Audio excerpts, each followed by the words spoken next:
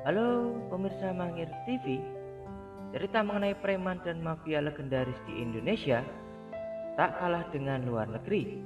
Sebut saja Hercules, Johnny Indo, John Kay, bahkan ada yang membuatnya menjadi film. Meskipun melakukan aksi kriminal, namun ada hikmah dan kisah mereka yang akhirnya tobat dan kembali ke jalan yang benar, bahkan disambut kembali ke masyarakat. Bicara mengenai mafia legendaris Indonesia, sosok Anton Medan menjadi salah satu tokoh yang tak boleh dilewatkan. Pasalnya, meskipun punya masa lalu yang suram, namun pada masa tuanya dirinya fokus untuk kebaikan. Lalu, titik balik apakah yang membuat Anton Medan menjadi insaf dan memilih jalan ini? Simak berikut ini 5 hal kisah Anton Medan mafia legendaris yang insaf bikin masjid dan pesantren. Pernah merasakan hidup sangat keras di usia muda? Pria yang memiliki nama asli Tan Hock Liang ini, perjalanan hidupnya tidaklah mulus dan penuh dengan lika-liku. Bahkan di usia muda Anton Medan sempat mendekam di penjara.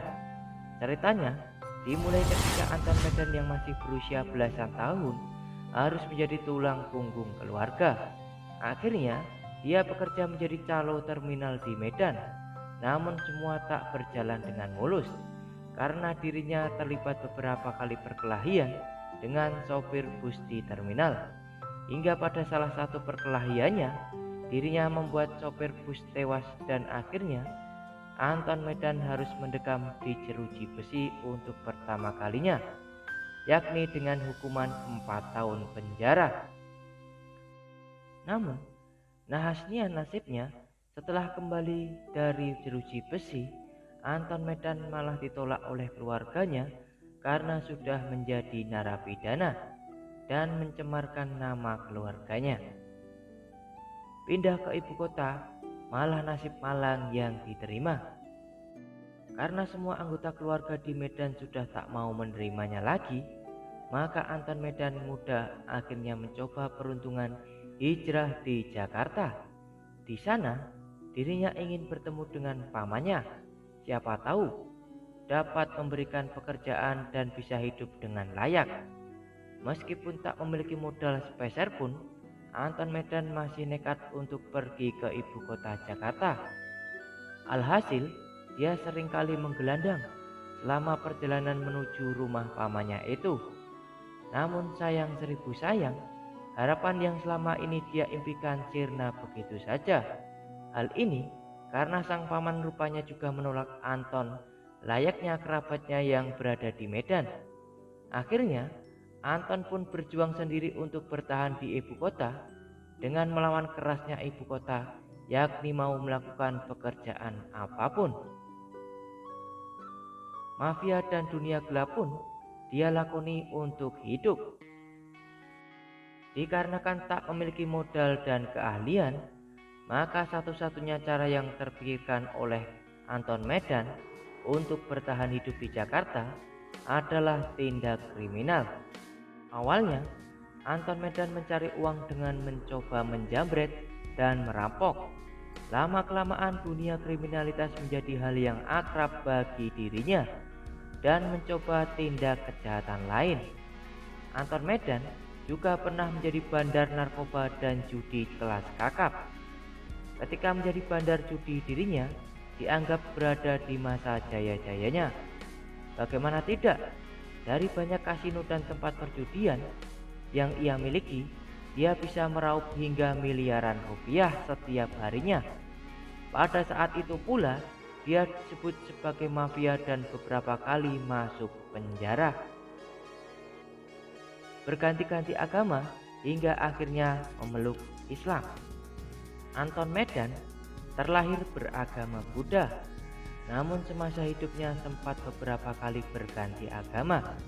Semisal ketika berada di penjara, sempat berpindah ke Kristen Protestan, hingga pada suatu hari dirinya mendapatkan hidayah dan memantapkan diri pada agama Islam.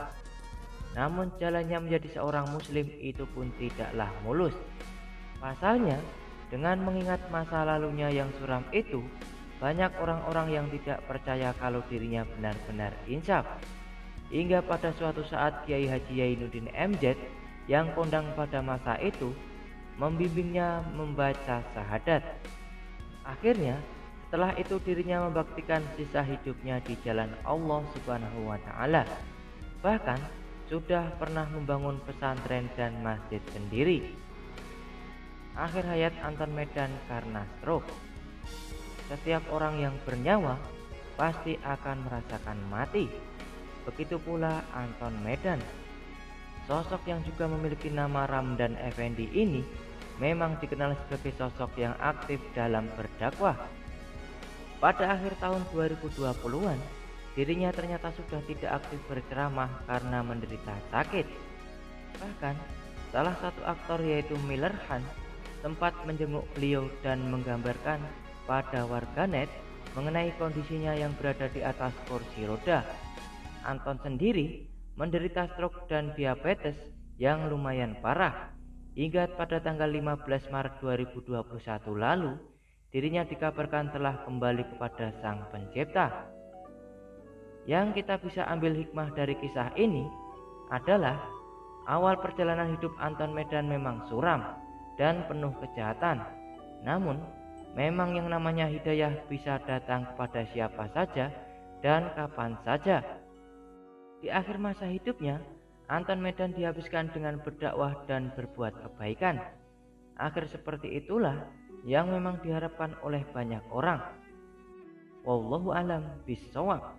Semoga Allah memberikan tempat terbaik di sisinya. Saya ingin dengan silaturahmi ini kita semua mau introspeksi diri.